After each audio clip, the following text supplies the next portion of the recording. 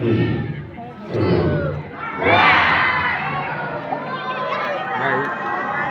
ေနေနေစက်တော်ဘာကြီးဟာနေနေနေကျွန်တော်တို့လူသားတွေရဲ့အသိပညာစူးစမ်းမှုတွေအတွက်အဆုံးသတ်နေနမိတ်တစ်ခုဖြစ်ခဲ့တယ်။တမိုင်းတစ်လျှောက်လုံးမှာကျွန်တော်တို့တွေဟာလူသားတွေနေထိုင်ရာကမ္ဘာကြီးအပြင်ဘက်ကဆက်ကြရအကြောင်းကိုနားလည်တဲ့အတွက်ကောင်းကင်ကနေတစ်ဆင့်စူးစမ်းရှာဖွေနေကြတယ်။ဒီအချိန်ကာလမှာအဲဒီလိုကြိုးပမ်းမှုတွေဟာပြည်တာထင်ရှားတဲ့ရလဒ်တွေထုတ်ပေါ်လာခဲ့ပြီဖြစ်ပါတယ်။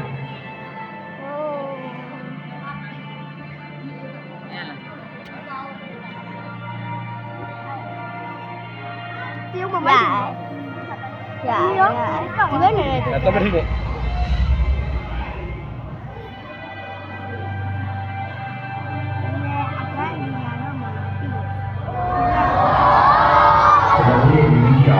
ကောင်းကင်ယံမှာရှိတဲ့အခြားကျယ်တွေနဲ့ပိဋိတတာဝေပြောင်းမှုရှိပဲ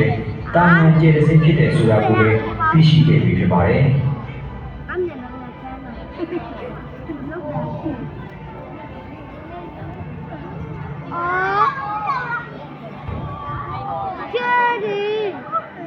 ဒါအပြင်ကျွန်တော်တို့ဟာဒီအဖွဲ့အစည်းမှာရှိတဲ့တခြားဂျိုတွေနဲ့၎င်းတို့ရဲ့ပြည်သူမှုအခြေအနေတွေကိုလည်းသိရှိခဲ့ကြပြီးဆက်လက်လေ့လာနိုင်ခဲ့ပါတယ်။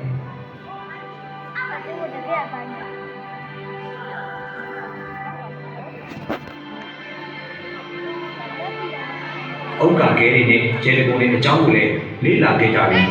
ဂျိုတွေရဲ့ပြည်သူမှုမှာကျဲတကုံတွေရဲ့အရေးပါတဲ့အခန်းကဏ္ဍကို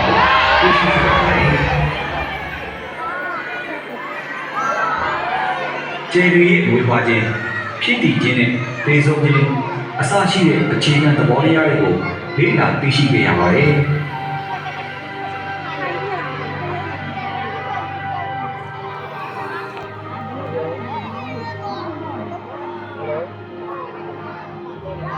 ကမ္ဘာကြီးလိုပဲကျယ်ရီကိုလက်ပတ်နေတဲ့ထောင်ပေါင်းများစွာသောနေအဖွဲ့အစည်းပြင်ပဂျိုတွေကိုလည်းရှာဖွေတွေ့ရှိခဲ့ကြရပါတယ်။ဘုရားအရှိမလက်မဝယ်မှာလည်း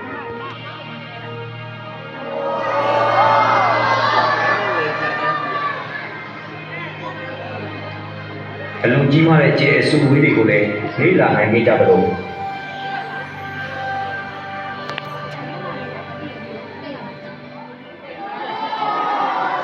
ကျဲသစ်တွေကိုအဆက်မပြတ်ဝေဖွာပေးနေတဲ့ဖုံမှုတွေနဲ့ဓာတ်ငွေတွေစုဝေးထားတဲ့တိတ်တကြီးတဲ့အကြောင်းကိုလည်းရှာဖွေတွေ့ရှိခဲ့ကြပါတယ်။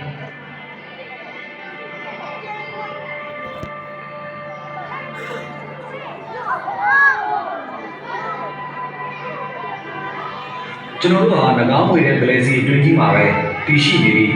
အလုံးကြီးမှရှုပ်ထွေးတဲ့ကျဲအစုဝေးတွေကိုတွေ့ရှိခဲ့ကြပြီဖြစ်ပါတယ်။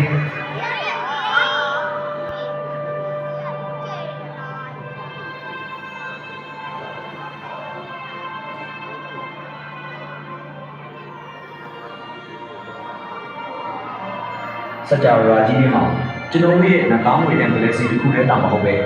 အခြားကလေးစီပေါင်းတန်းထောင်ကြီးရှိနေကြကိုလည်းသိရှိခဲ့ရပါတယ်။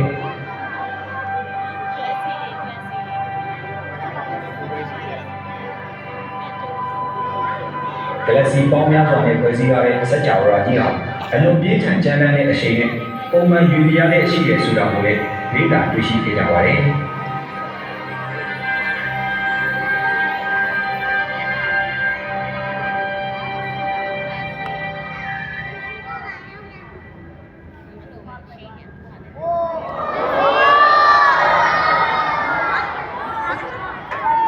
နောက်ဆုံးတစ်ချက်အနေနဲ့ကျွန်တော်တို့ရဲ့စကြဝဠာကြီးတစ်ခုလုံးဟာတည်ငြိမ်တဲ့အချိန်နဲ့ပြန်ကားထွက်နေကြောင်းတွေ့ရှိခဲ့ရပြီးဘာကြောင့်ဖြစ်သလဲဆိုတဲ့အကြောင်းအရင်းကိုတော့အင်တိုင်းအားတိုင်းလေ့လာနေကြဆဲဖြစ်ပါတယ်။ဒီလိုရှာဖွေတွေ့ရှိမှုတွေဟာမှားယွင်းနေတဲ့ရှေးခေတ်အယူအဆတွေကိုခြေဖြတ်နိုင်ခဲ့ပြီးလူသားတွေရဲ့ပြည်သူမှုနဲ့အသိဉာဏ်ကိုအယောင်တင်ပေးနိုင်ခဲ့တဲ့ခရီးရှည်ကြီးတစ်ခုဖြစ်ပါတယ်။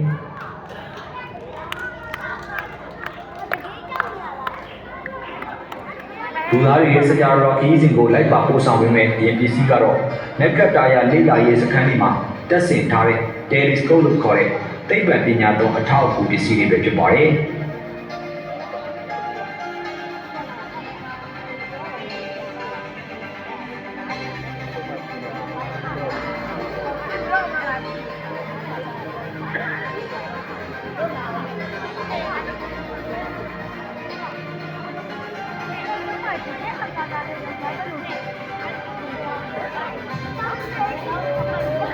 တွေ့ရတယ်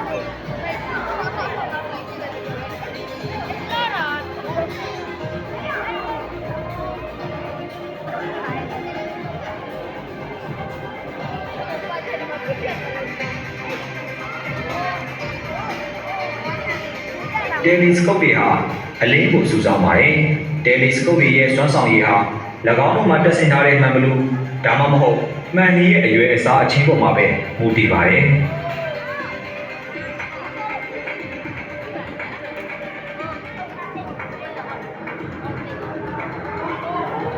ယနေ့ခေတ်အချိန်ကာလမှာတော့ကျွန်တော်တို့ဟာအချင်း10မီတာကျော်ရှိတဲ့အလွန်ကြီးမားတဲ့တယ်လီစကုပ်တွေပိုင်ဆိုင်နေကြပါပြီ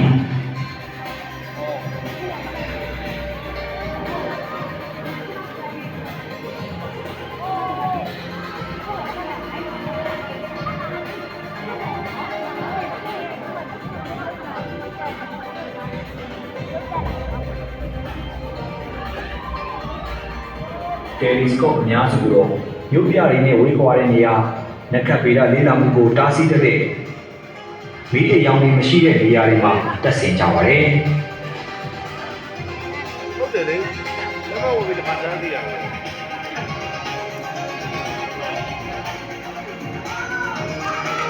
ဒီလိုပြန်သွား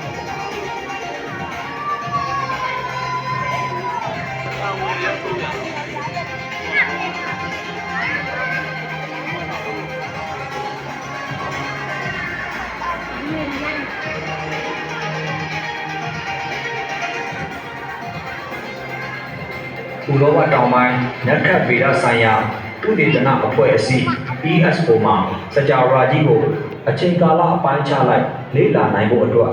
အချိန်40မီတာရှိတဲ့တယ်လီစကုပ်ကြီးကိုတည်ဆောက်ထားရှိပါတယ်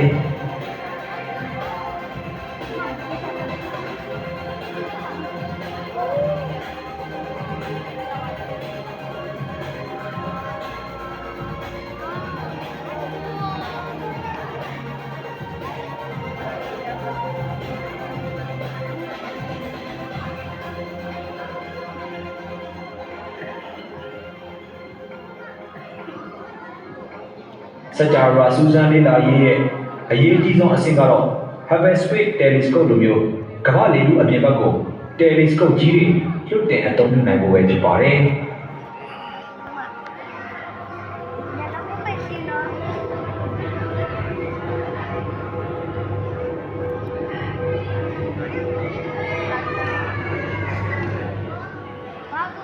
အလင်းဟာ Telescope တွေဖမ်းယူနိုင်စွမ်းတဲ့အများကြီးပိုမြန်အများကြီးပိုရှုပ်ထွေးပါတယ်။အလင်းကိုမတူညီတဲ့ချိန်နှုန်းတွေရှိတဲ့လျှက်စစ်တန်လိုက်ရောင်ခြည်တွေနဲ့ဖွဲ့စည်းထားပါတယ်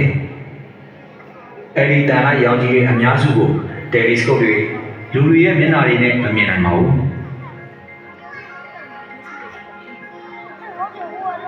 ။အလင်းဟာ Radio Line Microwave အနီအောက်ရောင်ခြည်မျက်စိနဲ့မြင်နိုင်တဲ့အလင်းခရမ်းလွန်ရောင်ခြည်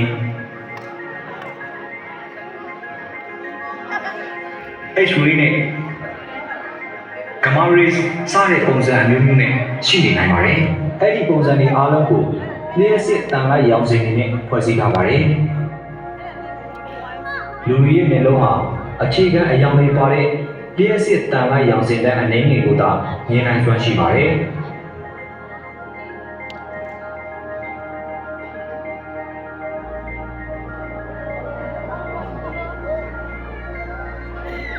အာကာသတွေကအရာဝတ္ထုတွေဟာ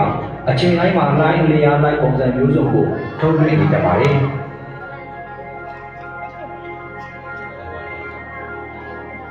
လိုင်းတွေရဲ့အပူချိန်ပေါ်မူတည်ပြီးတချို့လိုင်းတွေကို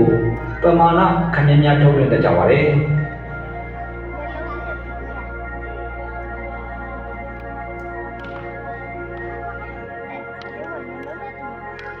ဥပမာအပူဆုံးနဲ့အပြင်းဆုံးဖြစ်တဲ့ X-ray နဲ့ Gamma rays တို့လိုလိုင်းတွေကိုတော့ပမာဏအနည်းငယ်သာထုတ်လွှင့်နိုင်ပြီးအပူချိန်နည်းတဲ့အနီအောက်ရောင်ခြည်တွေနဲ့ Radio line တွေကိုတော့ပမာဏအများအပြားထုတ်လွှင့်ကြပါတယ်။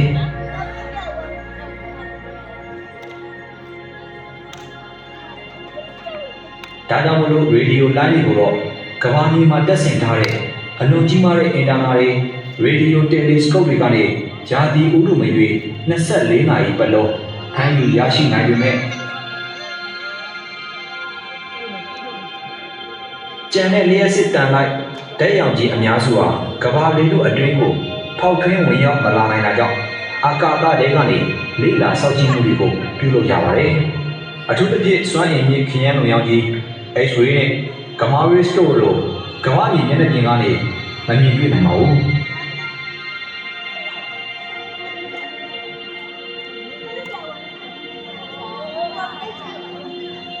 စကြဝဠာကြီးရဲ့အပြင်းထန်ဆုံးနဲ့ထူးဆန်းအပ်ဖွယ်ရာဖြစ်ရပ်တွေကိုမြင်နိုင်ဖို့အတွက် X-ray နဲ့ Gamma rays တွေကိုလေ့လာနိုင်ဖို့လိုအပ်ပါတယ်။ ခဏထောင်